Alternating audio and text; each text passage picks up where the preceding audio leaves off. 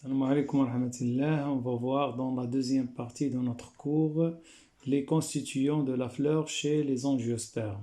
On va voir les organes reproducteurs mâles et les organes reproducteurs femelles. En ce qui concerne les organes reproducteurs femelles, il est formé de stigmates, styles, ovaires, ovules, et le tout il va former ce qu'on appelle le pestil qui forme les organes reproducteurs femelles. Les organes reproducteurs mâles sont formés de l'antère, le filet et les étamines. Alors les organes reproducteurs mâles de la fleur sont surtout les étamines qui sont formées par des anthères. Chaque anthère est formé par deux sacs polliniques. Ici vous voyez les anthères, il est porté par un filet. Voilà ici le filet qui porte les deux anthères. Et chaque anthère est formé par deux sacs polliniques et dans chaque sac pollinique on trouve des grains de pollen. Ces grains de pollen, voilà ici une observation d'un grain de pollen, grossissement d'un grain de pollen, ici une coupe d'un grain de pollen. La coupe microscopique vue au microscope optique au niveau d'une anthère ou bien au niveau des sacs polliniques. On voit ici les grains de pollen qui se trouvent dans le sac pollinique et vous avez la fente de déhiscence. Cette fente elle est fermée avant la mature des grains de pollen, mais il va s'ouvrir après la maturation de ces grains de pollen. Vous avez le filet qui porte les anthères et ici un sac pollinique, un sac pollinique qui est entouré par une cuticule qui est une membrane épaisse qui protège les sacs polliniques de l'extérieur. Lorsque ces sacs polliniques contiennent des grains de pollen matures, la fente de déhiscence il va se déchirer pour libérer les grains de pollen matures. Voici donc des coupes microscopiques des anthères avant la maturation. Il y a donc ici des grains de pollen qui sont en train de se former et la fente de déhiscence elle est toujours fermée. Mais lorsque les grains de pollen deviennent matures, alors cette fente il va s'ouvrir, se déchirer pour libérer les grains de pollen. La formation des grains de pollen se fait par ces étapes suivantes. Au début, vous avez la cellule mère, diploïde à 2 N chromosomes. Il va subir une méiose qui est formée par la succession de deux divisions. La division réductionnelle qui va nous donner deux cellules filles haploïdes et la deuxième division de la méiose, c'est une division équationnelle qui ressemble à la mitose et qui va nous donner à partir de ces deux cellules filles 4 cellules haploïdes qu'on appelle des microspores.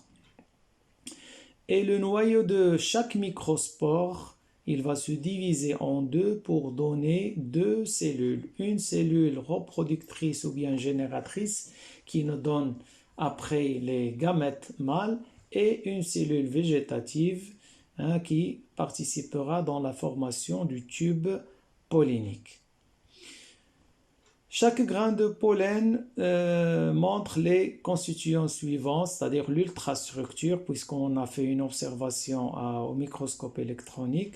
Vous avez ici le noyau végétatif de la cellule et puis la membrane externe qui est très épaisse qu'on appelle aussi l'exine. Et vous avez la paroi interne qui est très fine qu'on appelle l'intine et puis la cellule reproductrice qui nous donne les gamètes lors de la reproduction et on appelle aussi la cellule génératrice aussi et vous avez le cytoplasme et enfin le pore par lequel il va sortir le tube pollinique lors de la double fécondation. On passe maintenant aux organes reproducteurs femelles de la fleur qu'on appelle le pestil. Vous avez ici l'ovaire et le stigmate, puis le style, et dans l'ovaire, on trouve le sac embryonnaire. Vous voyez ici le sac embryonnaire, c'est cet organe-là qui se trouve ici au centre et il est entouré par plusieurs cellules qui forment l'ovule. La coupe microscopique au niveau d'un autre ovaire, il nous montre ici le placenta au centre.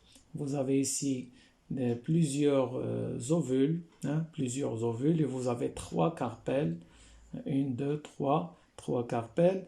Dans chaque carpelle, il y a deux ovules, et vous voyez, chaque ovule, il est relié au placenta par le cordon ombilical, puis vous avez le sac embryonnaire.